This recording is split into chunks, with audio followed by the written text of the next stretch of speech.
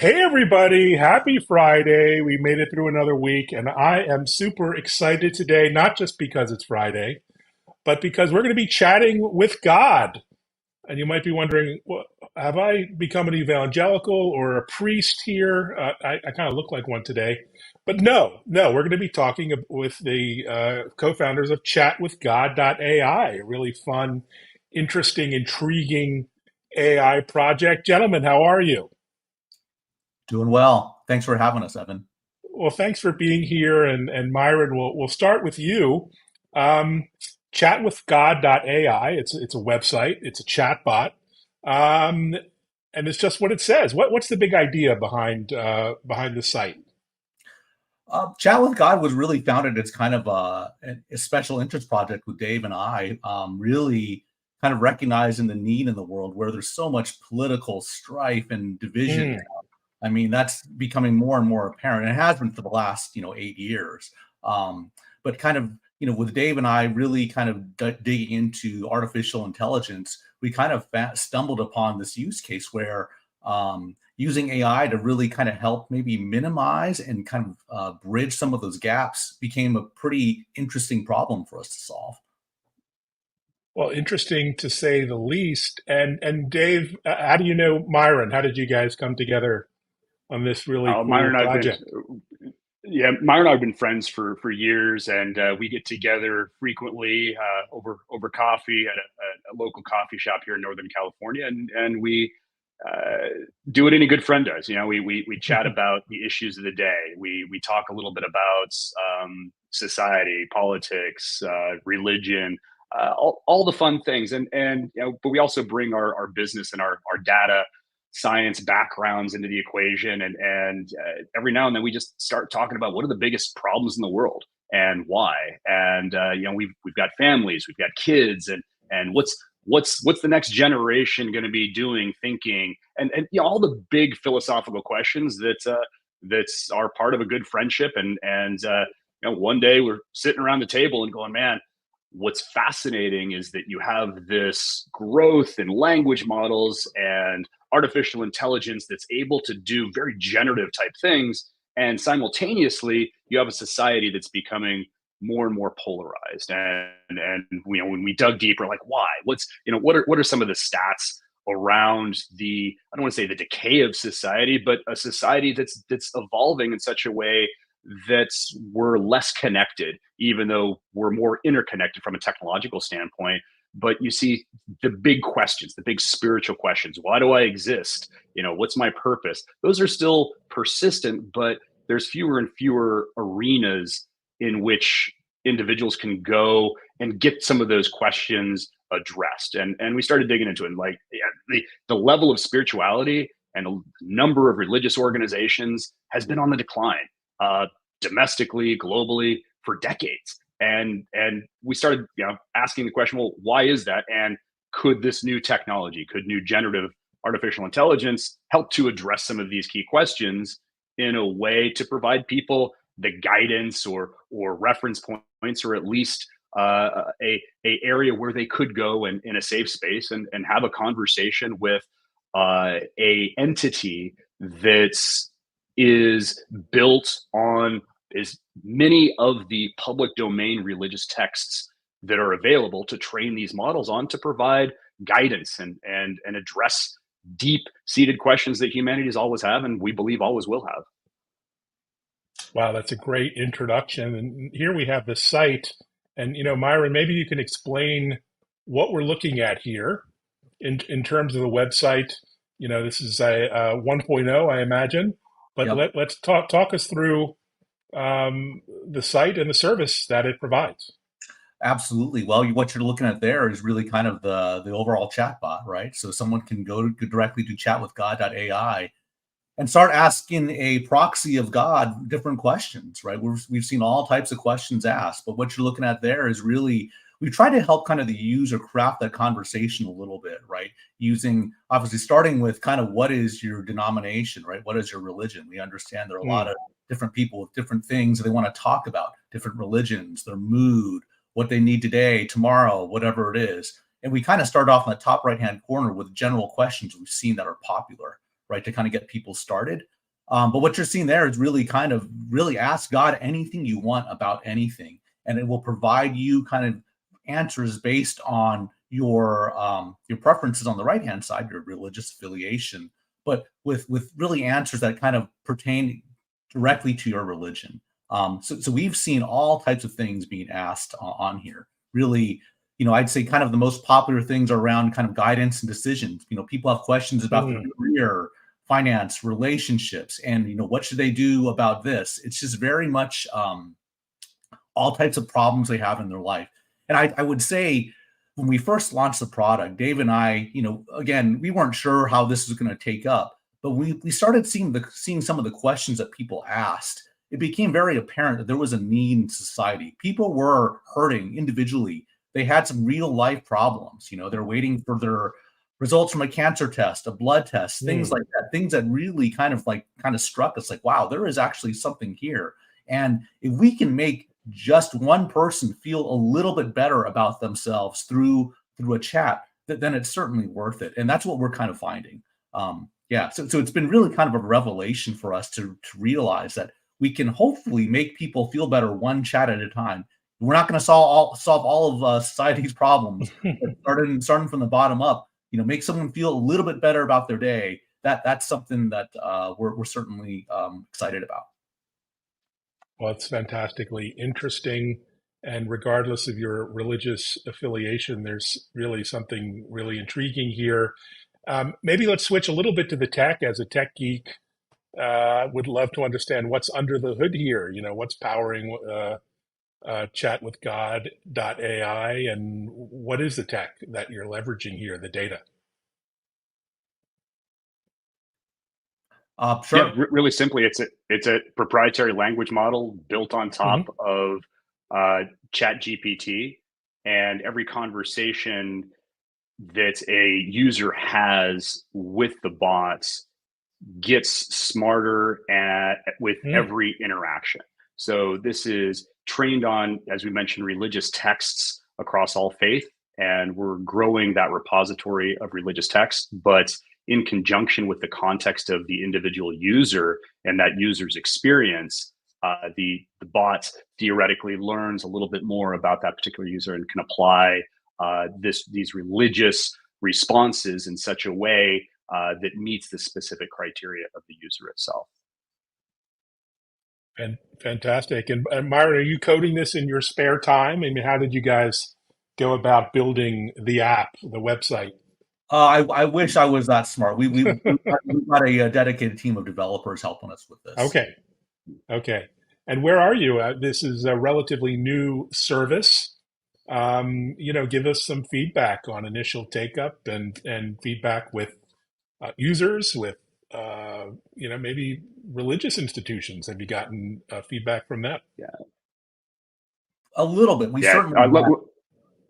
Go ahead, Dave. Yeah. Okay. Let me hit the first one on the religious institution, because this is what's really fascinating. I mean, in California alone, there's over 30,000 religious organizations, and these religious organizations, what they're seeing in general is their affiliation drop. The church attendance has been dropping, and the number of religiously unaffiliated within their community is increasing. And that's due to a number of reasons. You've got cultural shifts, you've got scandals and controversies, and then you have a rise of alternative spiritualities. And so long term, we see this as an opportunity for religious organizations to potentially white label it for their own congregation and to leverage it in such a way that for those individuals not able to attend that religious entity on a given day of the week, well, you can do this in the in the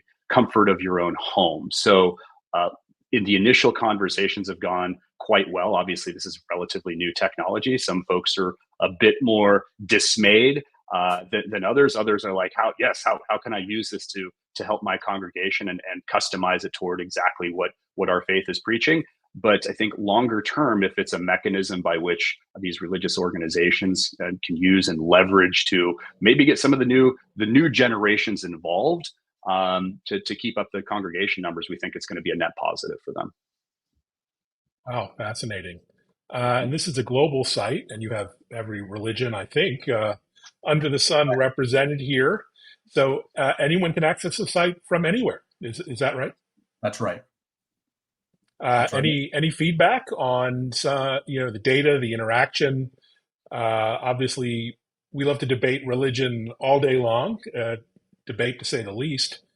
How do you ensure the context and the efficacy of the data behind the service?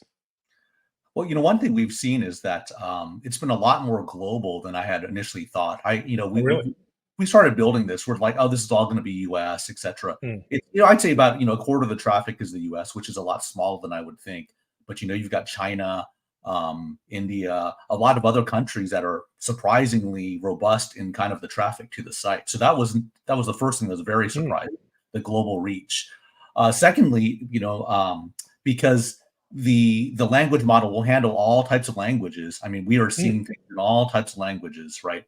People from all walks of life, which has again been very surprising. That global reach has been really interesting, and along with the fact that people are so willing to share very personal problems, right, immediately, and that's been kind of a shock to me as well. And that's honestly one of the reasons why I'm so encouraged by this. Is just the fact that people are willing to share so openly. There are, people are hurting out there. They're really hurting out there, and it's just under that surface. So that's one of the things we're really trying to kind of bring into the model, and hopefully teach this model to be better as it goes on, right? It's a continuous learning model that's going to hopefully provide people with the guidance that they need, whatever they're trying to do.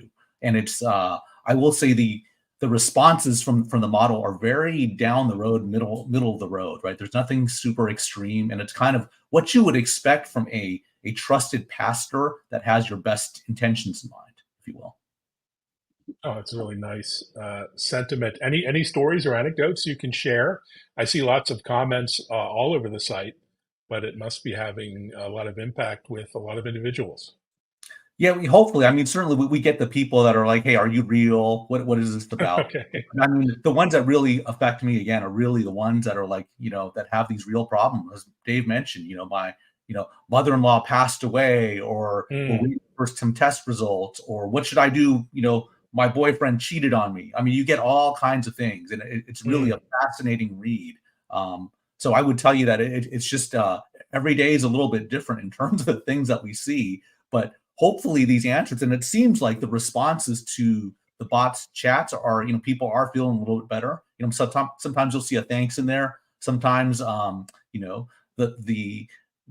bot will give you kind of a nice verse, and that's, to kind of help you center your thinking, if you will. And so the underlying technology is ChatGPT. Can you say anything more about the data set and how that might grow over time? Are there other LLMs you'll be incorporating, other data sets? I imagine ChatGPT has every religious text almost ever published online. But what do you think next in terms of the AI models? I think for sure, as things continue to grow and AI evolves, we'll certainly incorporate all that. I think one of the things we are looking at is I mean, the name is Chat with God. So I think in the very near future, we'd like to be able to have it where you could actually talk to God, right? Using a model, not just typing text, but an actual chat. So that's something we're kind of looking towards as well, to see how. I think we're a lot closer to that than people realize. So that's certainly something that we'll continue to look at. Evolving the different LLMs and incorporating the best ones, that's certainly top of our mind as well. Well, it's a wonderful project, and but like most good things, people love to abuse or misuse tech for good. Um, Walk me through some of the dangers that you have to be cognizant of, because I don't want you to be on the headline at CNN when someone And takes this and misuses it, disuses it for ill or negative purposes. What do you think? there are, like I said, there are people with very heartwarming stories they share, there are people also in there, hey, how do I commit this crime? Can I murder Oh, this? yeah. Right? I mean, we cert that comes in as well. And Mm-hmm. luckily, we've kind of programmed the model to really kind of handle those appropriately, right? So it's never going to be like, hey, I go do this. How do I murder someone? It's like, well, you're not going to get an answer to that. Right. But I will say that I think the thing that we're most concerned about, honestly, with the actual personal standpoint, is the fact that when people are really depressed, we don't want them to come here as the last resort, right? And it's like, the last thing you want is someone that's like, oh, I'm going to go kill myself. It's like, well, you know what? We're going to send you to the right resources to get help, right? And that's honestly our biggest source. Is like, let's make sure we have that piece buttoned down so that people are sent to the right source. Because it's an LLM. It's not going to tell you. It's not going to solve your life's problems, and we're certainly not going to portray ourselves as able to do that. So the ability to send someone to get the appropriate help when they're kind of in that mental state is probably one of the first things we're very concerned about, and hopefully addressed. Yeah, that's very well said. I think some interesting comments here.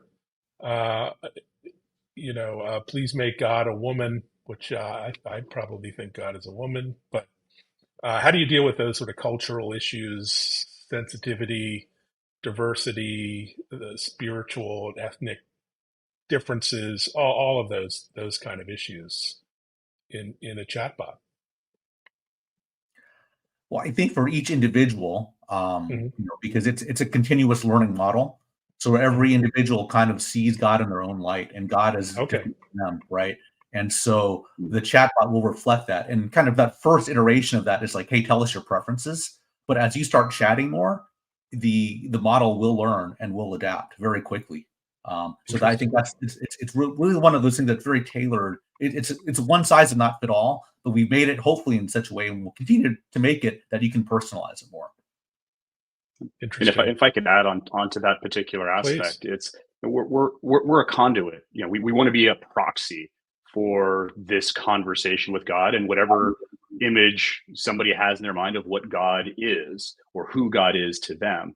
Very similarly, if you were to walk into your local church and speak with a pastor, for instance, that pastor is not going to have all of the answers, but they'll certainly listen, and based on the context, hopefully provide some responses that provide interesting or good guidance for the congregation. So this replicates that in an online environment, and I think what we've seen that's also interesting when we break down that categories, as Myron had mentioned, that we're seeing, first and foremost, most people are coming for guidance decisions.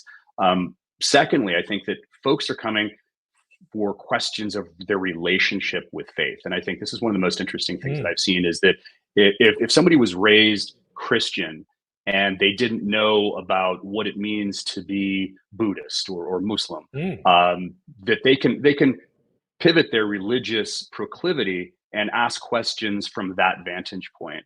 And that comparison is really, really fascinating to see. It's the exploration of, okay, if I want to explore a different layer of spirituality in my life, well, this provides that opportunity to do that for those individuals. And I think the third big bucket of questions that we're seeing are, as you mentioned, redemption on past actions. I did something bad.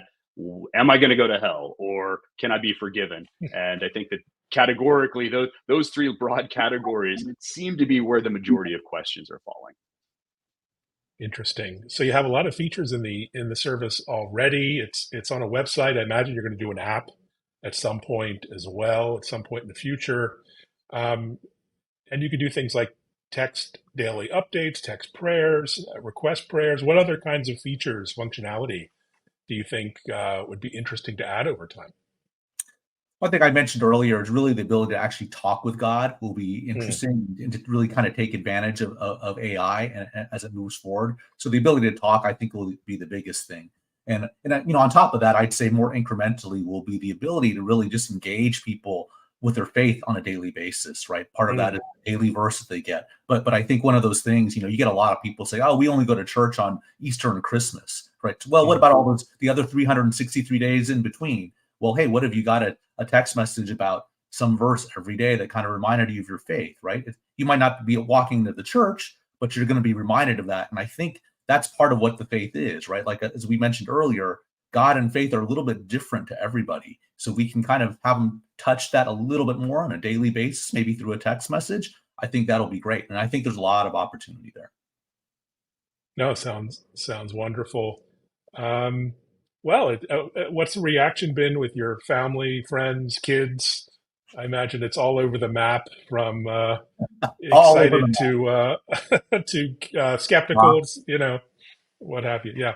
I mean, there's certainly, Dave and I have experienced from, wow, this is fascinating, brilliant, to you guys are going to hell. So, I mean, I'll be honest with you, right? There's a lot of that. But you know what? And we kind of say to each other, building an app that can elicit that type of reaction is actually great, because most of the apps you build, people kind of yawn and don't care. Like, oh, that's great. Right. Yawn, right? This is something that everyone's got a stake in and has an opinion on, good or bad. Love it. And in terms of your business model, it looks like it's a kind of freemium service. There's no charge at basic level, and then you offer a monthly subscription. Sounds familiar. Is that the idea moving forward? It is for now, and I think we'll certainly evaluate that as time goes on. But as you kind of mentioned, in version 1, that's kind of our first iteration. Let's jump into this, see what happens, and we'll take it from there. All right. Well, thanks, guys. Really intriguing project. We'll be watching with interest, and I'll be checking in occasionally on the site, and would love to touch base and see what kind of feedback you get over the next months. Hey, we really appreciate you having us on the show, and we'll continue to make this better. Any suggestions in the future, please feel free to shoot them over. We're all ears. Awesome. Thanks, Evan. Can't wait to see what's next. All right, guys, have a great day and happy Friday. Thanks so much, Evan. Talk with you soon. Happy Friday. Take care. Bye.